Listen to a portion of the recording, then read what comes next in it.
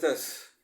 Manuel, mucho gusto. Bienvenido a ¿Quién golpeó a quién? ¿Quién golpeó a quién? Sobre la situación actual por todos conocida, pues a raíz del golpe a la vacancia técnica, ¿no? Al presidente Castillo, ¿no? Luego de su golpe nominal que no se llevó a cabo de ningún modo, ¿no? Las protestas sucesivas pidiendo su liberación, nueva constitución, una asamblea constituyente, cierre el Congreso. ¿Cuál es tu análisis tú como psicólogo? Bueno, yo como psicólogo creo que este país está cada vez más loco. No existen fundamentos racionales para constituir una sociedad orgánica, ¿no? Las sociedades más civilizadas tienden a respetar un marco legal. Digamos que esa es como la ideología nacional y todos se alistan a respetar eso y no quieren salirse de eso porque eso es pues, el fundamento de su civilización, digamos, ¿no? Y eso ha pasado en Inglaterra, ha pasado menos en Francia, pero ha pasado mucho en Estados Unidos, en donde no quiere decir que las cosas sean estáticas, pero que se cambian dentro del mismo marco de racionalidad que rige pues, a la nación. Entonces, en el Perú carecemos de eso, ¿no? No tenemos un marco de racionalidad general y la Constitución que debería servirnos como una referencia, por lo menos en el campo político, ¿no? Para definir las diferencias, tampoco está siendo muy efectiva porque pues, hay grupos que han decidido simplemente ignorar el Estado de Derecho, ignorar digamos, el ambiente jurídico que nos rige, ignorarlo todo, ¿no? Y hacer lo que su capricho les dicta. Entonces ahí ya estamos pues en una ruptura de la racionalidad y no sabemos cómo se puede manejar la ruptura de racionalidad. O sea, ahí ya no hay forma ni de debatir, ¿no? ¿Cómo es tu interpretación? ¿Por qué se debe esta ruptura racional en nuestro presente? Yo creo que es inmadurez, porque la racionalidad requiere un pensamiento más elevado, requiere manejar conceptos, requiere procesar información. Y nosotros tenemos, en primer lugar, pues una sociedad muy poco informada, ¿no? Tenemos incluso políticos y periodistas muy poco informados.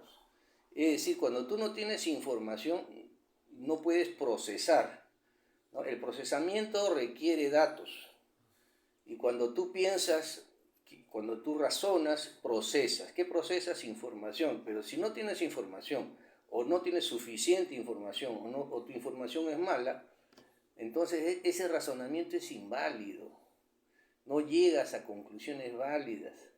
Y eso es lo que tenemos nosotros aquí, una sociedad que está desinformada. Mira, los estudios hace tiempo ya, y te hablo de los 80 para acá, nos dicen que solamente un 22% más o menos de la población se interesa por la política.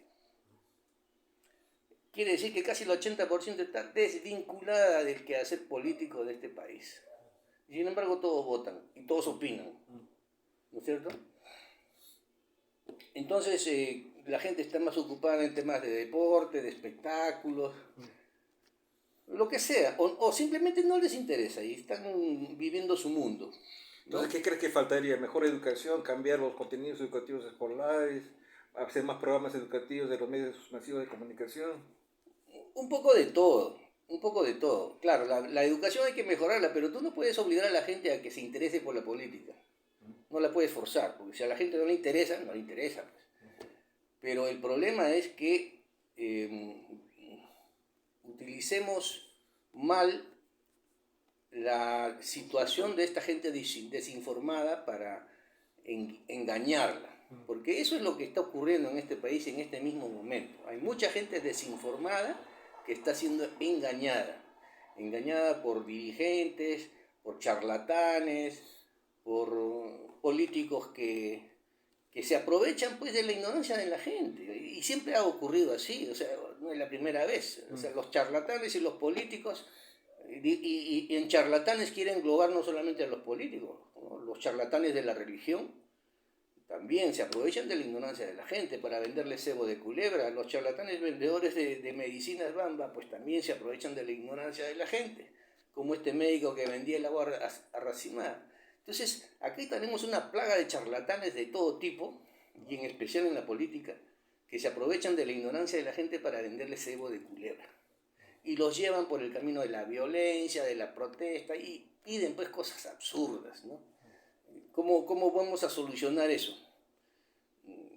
No sé, primero vamos a tener que hacerles entender que aquí pues hay un orden constitucional, hay un Estado de Derecho, hay instituciones democráticas y que vamos a tener que hacerlas respetar, pues si no entienden a buenas, entenderán a malas, pero no podemos dejar que estas turbas salvajes se apoderen pues del escenario, ¿no?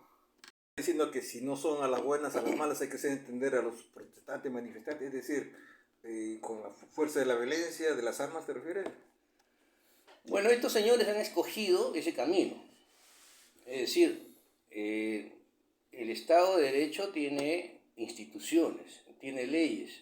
Entonces, dentro de esas prerrogativas del Estado es el monopolio de la fuerza, el uso de la fuerza legal. ¿Para qué sirve el uso de la fuerza legal? Para defender al país de los enemigos internos y externos, para proteger a los ciudadanos, para cuidar sus derechos. Para eso sirven las fuerzas del orden y tienen el monopolio de la fuerza. Y esa fuerza tendrá que ser usada para repeler a gente pues, que bloquea carreteras e impide pues, a la población el uso de su derecho al libre tránsito, ¿no? ¿Por qué un grupo de 500 vándalos van a causarle daño a decenas de miles de personas que no van a poder transitar por esa vía? No tiene sentido. Entonces, las fuerzas del orden están para eso, para proteger a la ciudadanía y para defender los derechos y libertades de los ciudadanos de aquellos que quieren atentar contra eso. Eso es el Estado de Derecho. Hay una hipótesis de que detrás de estas diversas manifestaciones y diversos grupos de protestantes hay intereses extranjeros, hay gente de afuera. ¿Tú piensas que es válida esta hipótesis? Yo no la descartaría porque tenemos una izquierda internacional. O sea, la izquierda no es un movimiento local, aislado. Sabemos que la izquierda es internacional, sobre todo en Latinoamérica, tiene una presencia internacional y tiene una dirigencia, bueno, que comenzó en Cuba, pasó al Foro de Sao Paulo, pasó al Grupo de Puebla, y hay unos movimientos interesantes que tratan de captar, digamos, por un lado, por ejemplo, el narcotráfico. En Colombia la izquierda se financia por el narcotráfico y luego Venezuela también, y luego Cuba, y luego Bolivia. Entonces, y ahora tenemos un movimiento internacional indigenista que quiere pues aglutinar comunidades indígenas, llevarlas por una ideología independentista, anticolonialista, no sé, tienen sus conceptos y sus maneras de enfocar las cosas, ¿no? No me he ocupado de leer todo su ideario, pero ese movimiento existe, y uno de ellos es el RUNASUR. Pero hay otros que son indigenistas, ambientalistas, hace décadas, o sea, por lo menos hace 20 años que existen estos movimientos ecologistas, indigenistas, ambientalistas, de todo tipo. Ahora, la característica de la izquierda es esa, ¿no? Se divide en un montón de organizaciones de toda clase y todas ellas coordinan, se articulan, se reúnen en congresos, en asambleas, en asociaciones, coordinan muy bien. Y esa es la fortaleza que tiene la izquierda. O sea, yo no descartaría que sí haya una injerencia, en este caso pues de Bolivia, directamente de Bolivia, porque hace tiempo que Evo Morales está metido en el Perú con todo su movimiento del MAS. Y inclusive en la campaña electoral se sabe que Evo Morales y el MAS han asesorado pues al grupo de Pedro Castillo, ¿no? En muchas estrategias. Así que, de hecho, estamos con esa influencia y eso es visible. Y hablando otra vez de Pedro Castillo, cuando él hace este supuesto cierre, ¿no? Golpe de estado nominal del Congreso, ¿no? O sea, está temblando, leyendo el discurso, pero a la vez nadie le hace caso, nadie cierra el Congreso, nadie cierra un cerrojo, ni un policía, nada. ¿Qué crees que ha pasado? ¿Por qué da ese discurso inútil, hasta digamos desesperado? No sé, ¿cuál es tu explicación como psicólogo? Bueno, mi única explicación es que ahí en el Palacio de Gobierno se juntaron tres tontos, ¿no? Es decir, Pedro Castillo, Aníbal Torres y Betsy Chávez. Esos tres tontos son los que han tramado esta tontería del golpe. Y por supuesto, pues así, ni siquiera saben dar un golpe, ¿no? Porque así no se dan los golpes. Y les salió mal, pues, porque no sé qué cosa les pasa por... Hemos estado en manos de tontos. O sea, ¿quién es Betsy Chávez? Pedro Castillo, ¿qué cosa es? Pedro Castillo no puede articular una oración, ¿no? Aníbal Torres está demente, ¿no? O sea, en su rol de estadista se ha dedicado a insultar a la prensa, dividir a los peruanos, confrontar. Ese señor está demente, o sea, estaba fuera de su rol.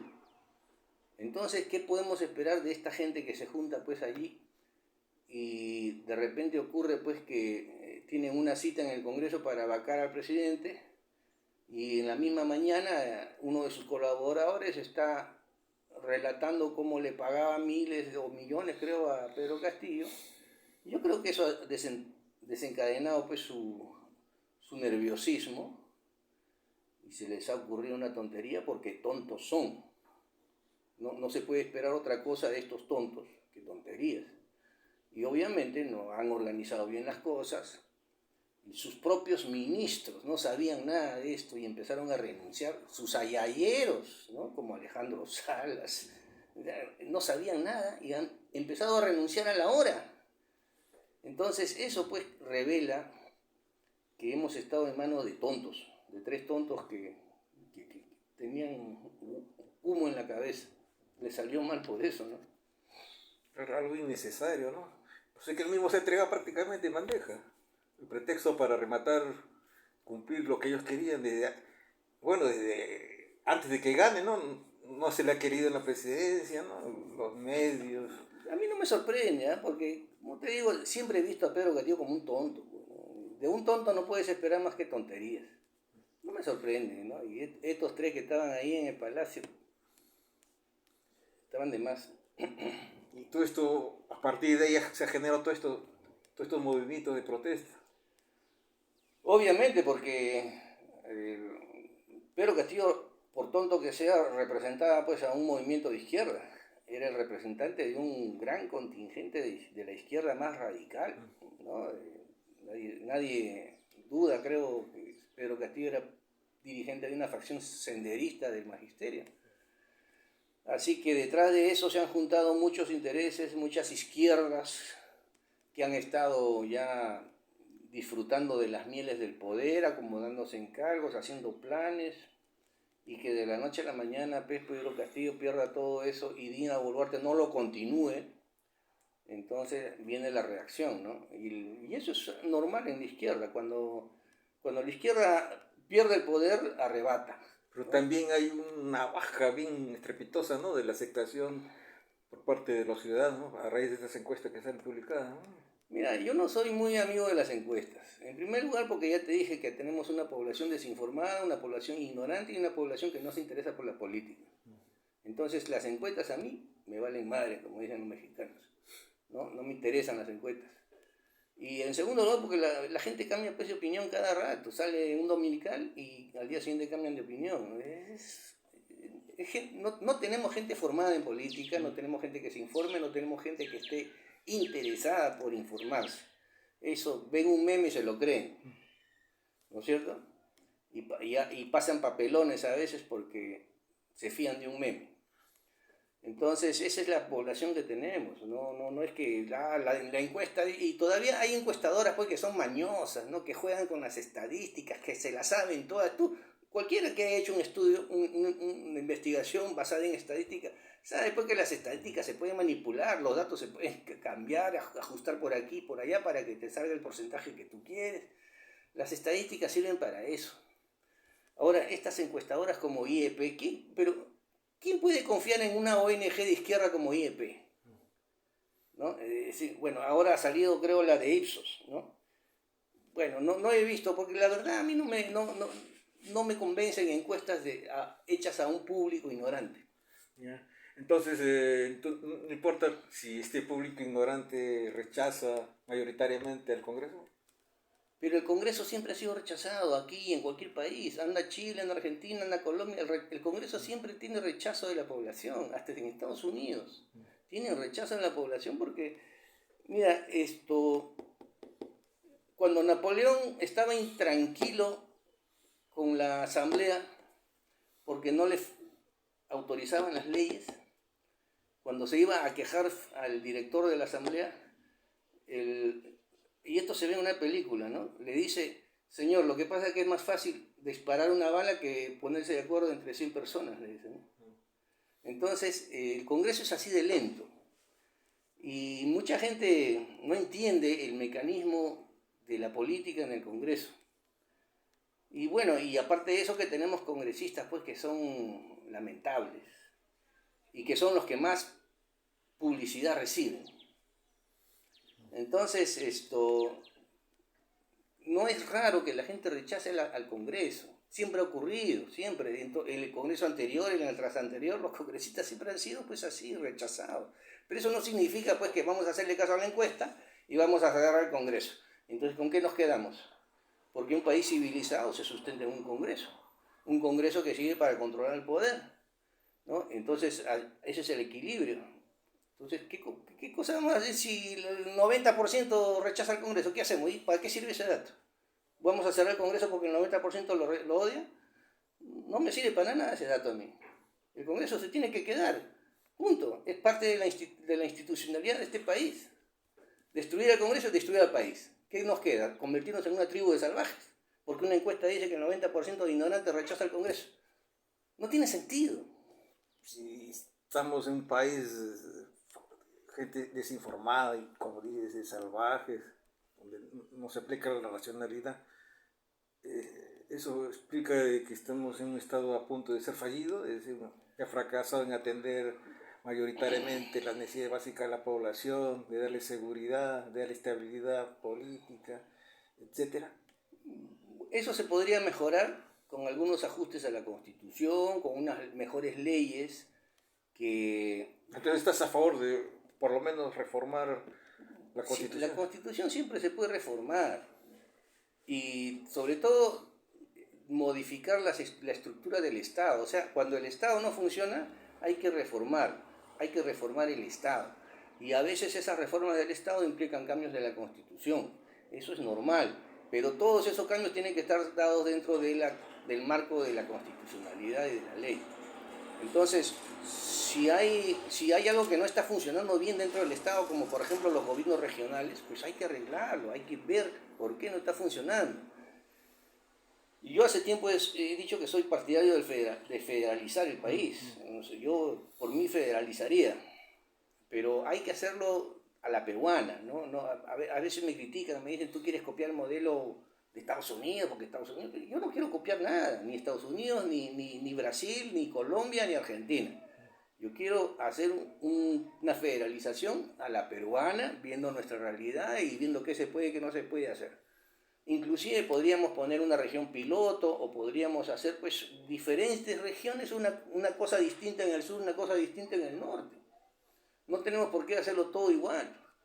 Entonces, eso es lo que tendríamos que hacer para que las demandas reales de las poblaciones sean atendidas, ¿no? Para romper este vicio de la corrupción, este vicio de la ineficacia, de estar eligiendo corruptos, sinvergüenzas, ineptos, que después toda la culpa le echan a Lima, ¿no? Claro, Lima tiene la plata, la puede soltar, nominalmente está dirigida a una región, pero la región tiene que venir con sus proyectos para pedir la plata. Y si no viene con sus proyectos, ¿qué plata se le va a dar? No hacen proyectos. O si reciben dinero y no cumplen con lo ofrecido. La otra cosa es esa, ¿no? Claro, es como Pedro Castillo cuando empieza su gobierno y comienzan a aparecer empresas de amiguitos que ganan licitaciones, ¿no? Entonces eso pasa en todos los gobiernos, ¿eh? En todos los gobiernos. Gana un gobierno y empiezan a aparecer empresas nuevas de los amiguitos, de los allegados, que recién se inscriben y que empiezan a ganar licitaciones. Entonces eso también habría que cambiarlo, pues algún tipo de ley hay que sacar para impedir pues que empresas recién creadas ganen licitaciones o que no se dedican al rubro de la licitación, ¿no? Como cuando Una empresa que vendía llantas terminó vendiendo vacunas en la época de Vizcarra. No, vacunas no, ¿qué vendían? Oxígeno. No, vendían pruebas rápidas, creo. Ah, Entonces, ¿cómo puede eso pasar, no? O sea, ¿para qué está Contraloría, Fiscalía? Inmediatamente el Congreso debe modificar las leyes. Para eso es. que se iría contra la libertad de empresa. O sea, la empresa dice, no, pero acá hay una oportunidad de negocio. Bueno, pero la empresa tiene que tener pues un rubro, un giro. Una experiencia. Un giro, claro. Sobre El todo, rubro, ¿no? sobre todo para tratar con el Estado. Y justamente así también se está pidiendo ahora que, bueno, lo que nos ha pasado, ¿no? Hasta ahora, que los presidentes tengan alguna experiencia, algo, algún currículum. ¿Qué estás de acuerdo con eso? Claro, por supuesto, o sea, se puede y se debe exigir algunos requisitos, no solamente para presidente, para congresistas también. Yo siempre, inclusive para electores. Yo siempre he sido enemigo de esto que se llama la democratización, que es darle voto a todo el mundo, ¿no? Que sea voto obligatorio. Claro, o que sea obligatorio. No sé, me parece que es como un contrasentido obligar a la gente a votar. No importa si vota pues el 30% de la población, eso no importa. Es la gente que se interesa por la política, pues al resto no le interesa. Hay que asumirlo. Al 70% de la población no le interesa la política. No lo podemos forzar. Lo vamos a empujar a votar por algo que no sabe. Hay que informarle, hay que educarle. Bueno, eso ya es problema de cada uno, pero la cosa es que en la política hay que esperar que la gente se interese por la política y si va a votar, que lo vote, que el voto sea voluntario y que vaya a depositar su voto con conciencia. Eso es lo que hay que esperar. Entonces, en ese país pues no se ha querido, porque yo escuchaba los debates en el Congreso y me daba risa. La izquierda se oponía al voto voluntario porque decía, no, eso favorece al APRA. Como el APRA es un partido organizado, sus militantes van a ir a votar. Ese era el argumento de la izquierda. Pero, es decir, siempre están fijándose en sus intereses particulares. No se fijan en los intereses del país, no se fijan en los principios democráticos, en los principios de la libertad. No. Ellos piensan en sus intereses. Esta medida, como va a favorecer al APRA, la voy a rechazar. Así como piensan. Y eso está mal, pues, eso está mal. O sea, las leyes hay que hacerlas basadas en principios. Claro, entonces yo sería partidario de ponerle condiciones no solamente a los políticos, sino también incluso a los electores, ¿no? Eso sería pues un cambio sustancial, ¿no? Crear un colegio electoral, que la gente vaya y se inscriba para ser elector, que justifique por qué quiere ser elector, qué capacidades tiene para elegir. No es posible que cualquier burro pues vaya y vote por un congresista y después diga, no, el Congreso no me representa, no joda pues. Todo eso se podría hacer reformando la Constitución, ¿no? La Constitución y las leyes, Sí. las leyes electorales, sí, las sí, leyes sí. electorales, ¿no?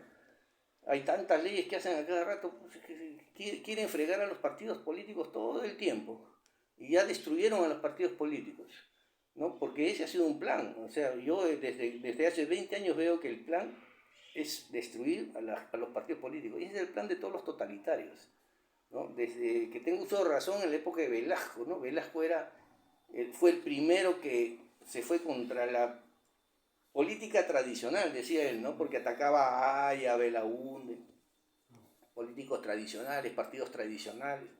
Después vino Fujimori, otro enemigo de los partidos políticos. Odiaba a los partidos políticos, no quería saber nada de partidos políticos. Y después de Fujimori ha venido una andanada de tontos que han estado dando leyes para destruir los partidos políticos. ¿Y quiénes han sido los caviares? ¿Por qué los caviares? Porque al destruir los partidos políticos, ¿quiénes ejercen el poder? Las ONGs.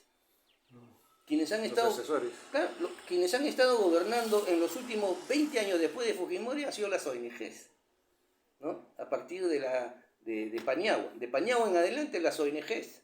La ONG de García Sayán, ¿no? La ONG con Sagasti, todos han sido ONGeros, ¿no? La señora Bermúdez, por ejemplo, una ONGera.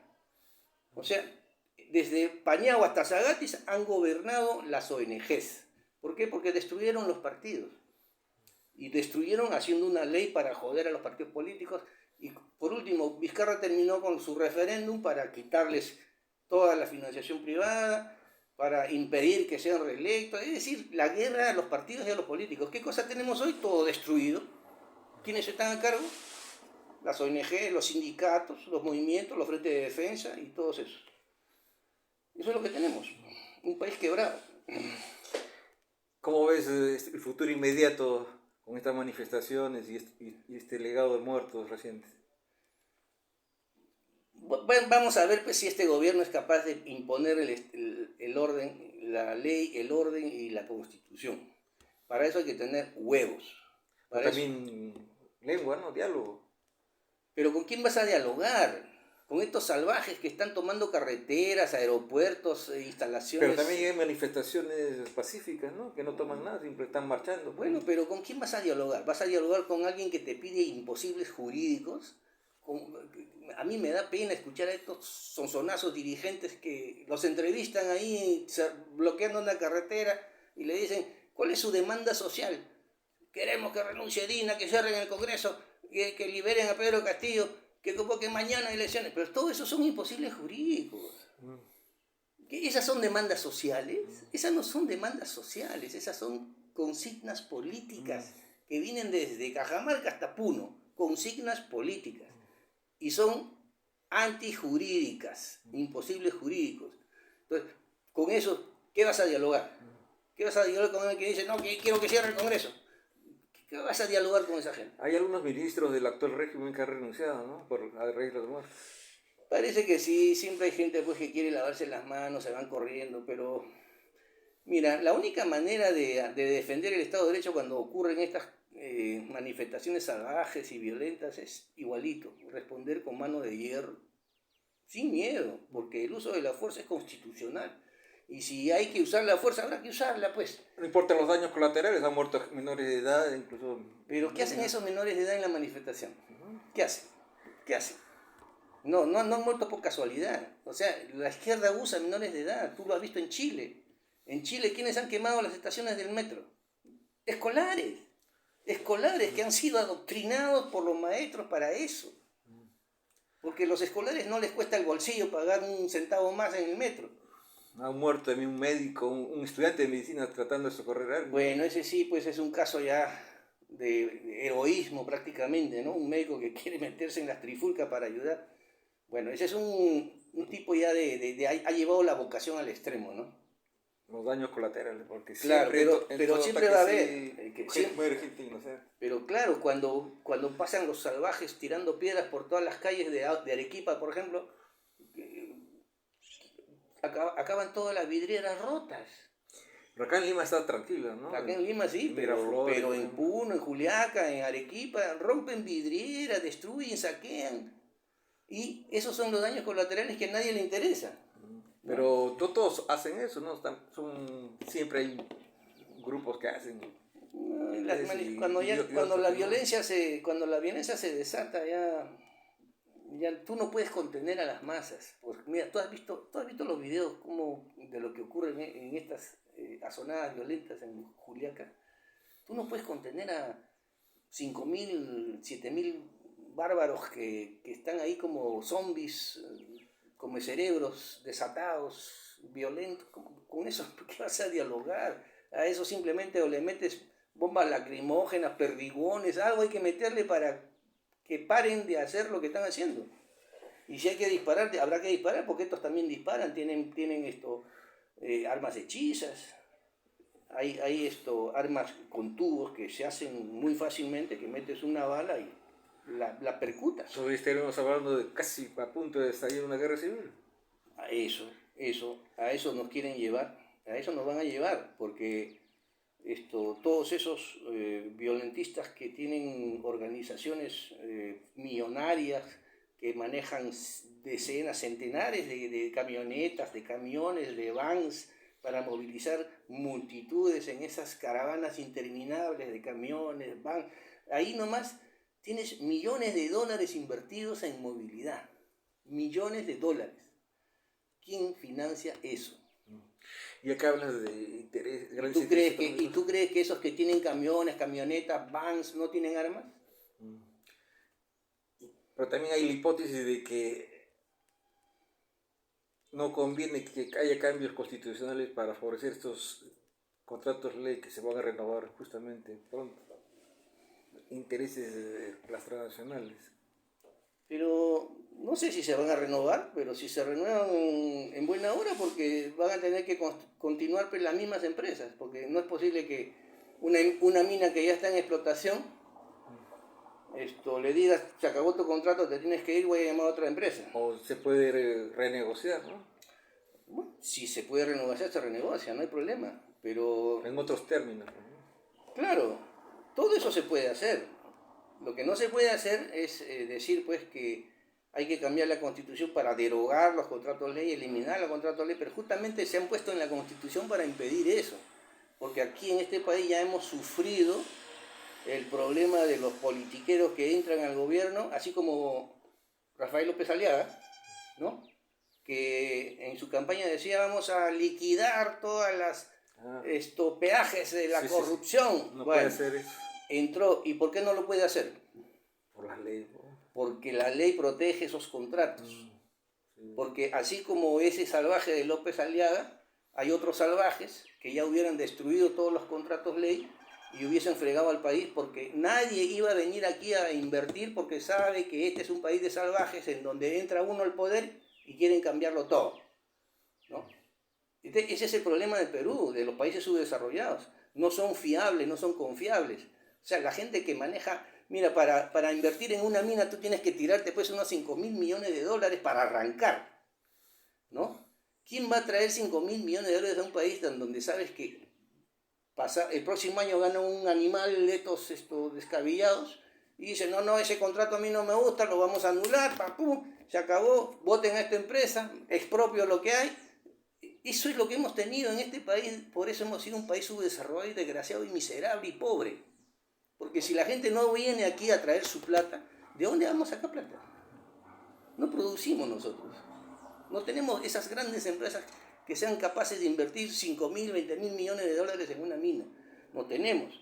Y si vamos a dejar pues, el campo abierto a estos politiqueros ignorantes que entran y dicen, no, yo ese contrato yo lo voy a romper, el contrato que hizo mi antecesor, ese es un corrupto, no me gusta, seguramente que se recibió su cutra, así que yo rompo ese contrato, voto a esta empresa y yo hago mi propio contrato, mi propia cutra. Entonces, para impedir eso, tuvieron la sabiduría de poner en la Constitución contrato ley. Una vez que se firma, el Estado está obligado a respetarlo. Y eso es una protección contra los charlatanes como López Aliaga. ¿Te das cuenta? Y eso hace que el país tenga un grado de inversión. Que en el mundo civilizado, donde están las grandes empresas transnacionales que manejan miles de millones de dólares para invertir en un país pobre, puedan decir, puedo invertir en el Perú porque tengo seguridad de que no me van a robar. Esa es la ventaja del contrato ley. Entonces, recapitulando, todos nuestros problemas son producto de nuestra falta de información, de educación y de falta de inversión. Pero ya desde la colonia tenemos inversiones foráneas, ¿no? No muchos. Pues, ¿qué es lo que está pasando acá? Muchos. Mira, por ejemplo, ¿qué pasó en la época, por ejemplo, en el petróleo? ¿No? El Perú no es un país petrolero, pero se ha utilizado el petróleo para dar un golpe de Estado en la época de Velasco. Velasco utilizó el cuento del petróleo para dar su golpe de Estado, la soberanía, la dignidad, y y votó a la IPC. ¿Qué ganamos con eso? El abandono. Nada. Nadie vino a invertir. Bueno, encontraron petróleo por unos contratos que ya estaban de exploración en Pabayaco, en Trompeteros. Y bueno, se gastaron un platal para hacer un oleoducto. Pero alguien más vino a seguir explorando. ¿Acaso han venido más empresas a invertir, a explorar, a gastar miles de millones en exploración para descubrir más petróleo? No. Entonces, ese petróleo que se descubrió en los años, a principios de los 70, ya se acabó. El oleoducto ya no sirve para nada. Transporta 30.000 barriles diarios que no sirven para nada, ¿no? El Estado ha gastado en esa locura que es el Estado empresarial, que dicen que hay que asegurar los sectores estratégicos, la energía. Han gastado un dineral en esa refinería de Talara que no tiene petróleo. Ese es el disparate de Ollanta, ¿no? De los charlatanes de izquierda que hablan de la soberanía energética. La soberanía, ¿qué soberanía energética, compadre, si no tenemos petróleo? Y no vamos a tener petróleo porque no hay empresas que quieran venir a invertir a un país en donde se jode a la empresa extranjera, ¿no? En donde la inversión extranjera pues corre riesgo porque no está segura. Eso es lo que ha pasado en el caso del petróleo desde la época de Velasco, ¿no? Velasco hizo la primera barrabasada con el petróleo. Y bueno, en la minería, Fujimori felizmente tuvo la ley de minería de Fujimori, fue muy avanzada, ¿no? Nos hizo progresar gracias a las inversiones mineras de los 90 con la nueva constitución, la nueva ley de minería de Fujimori, llegaron inversiones que se empezaron a abrir, ¿no? Llegó Pierina, Antamina, ¿qué más? No me acuerdo. Pero son docenas de nuevas minas que se abrieron y cuando llegó el boom de los precios internacionales en el 2004, el Perú lo pudo aprovechar porque esas minas ya estaban produciendo. Canon para las regiones, canon minero. Y bueno, se les ha dado canon, pero ahora resulta que como no lo usan, empiezan a decir, ay, es injusto que le den canon a este departamento y al otro no le den, hay que repartirlo igual. Siempre están discutiendo porque por una o por otra, porque son incapaces de utilizar lo que se les da.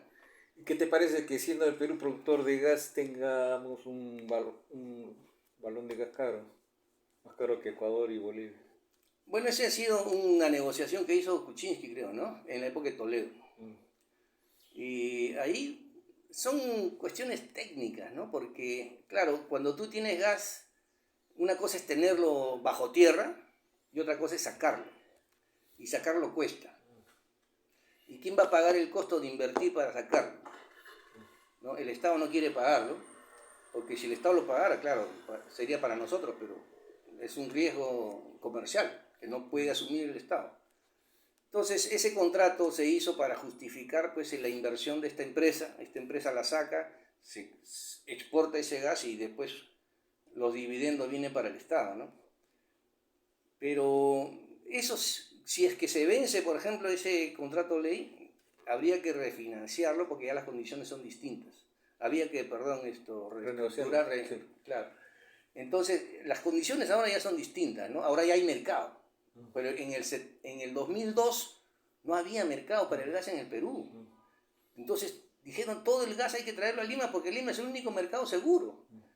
O sea, ¿qué haces tú gastando en tuberías para mandar al Cusco si en el Cusco no hay mercado? ¿Quién te va a pagar la inversión? Porque ahí hay que pagar la inversión. O sea, las tuberías no se hacen gratis, ¿no? Las inversiones hay que recuperarlas. No es como el mercado de la cocaína. No, pues entonces todas las inversiones cuestan y hay que recuperarlas. Y desgraciadamente en un mundo donde las empresas están buscando inversiones y buscando ganancias, los estados tienen que ajustarse a ese juego. ¿Piensas de que los narcotraficantes, especialmente de cocaína y otros derivados de la coca, tienen poder en el Perú, gran poder, gran influencia política, económica? Me parece que no.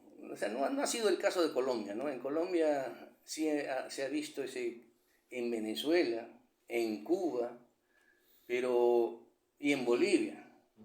Bolivia, el narcotráfico con Evo Morales ya se ha legalizado prácticamente.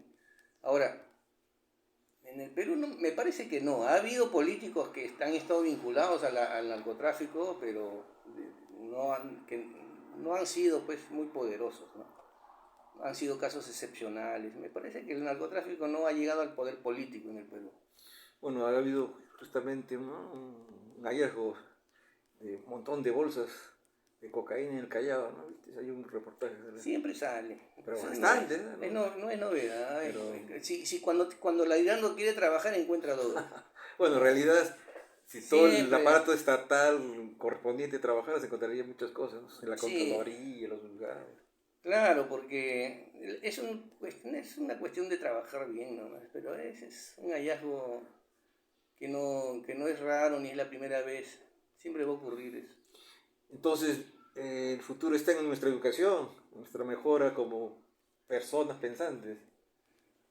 Claro, la educación es un gran frente, pero no es el único. O sea, los cambios hay que hacerlos a nivel político también, porque el diseño del Estado peruano ha estado muy manoseado últimamente, ¿no? Un país civilizado depende de un diseño del Estado que está reflejado en la Constitución y que tiene unas reglas de juego político, democrático, que también está reflejado en la Constitución.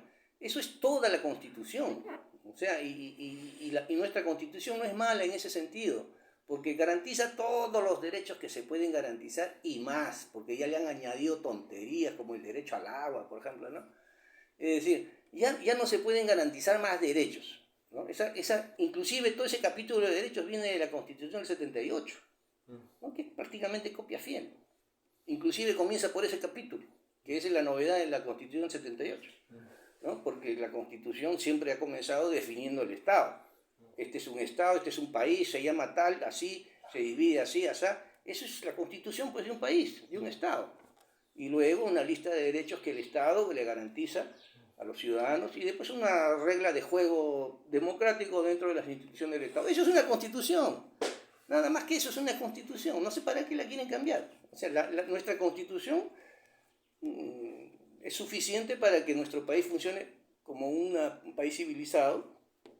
Tiene todo lo que necesita, tiene todas las instituciones básicas, tiene todas las garantías de derechos, tiene las reglas básicas democráticas bien fijadas, bien establecidas. Se pueden cambiar algunas, y no sé por qué hacen tanto drama con la nueva Constitución. Eso me parece de lo más estúpido, ¿no? Es una obsesión estúpida de la izquierda.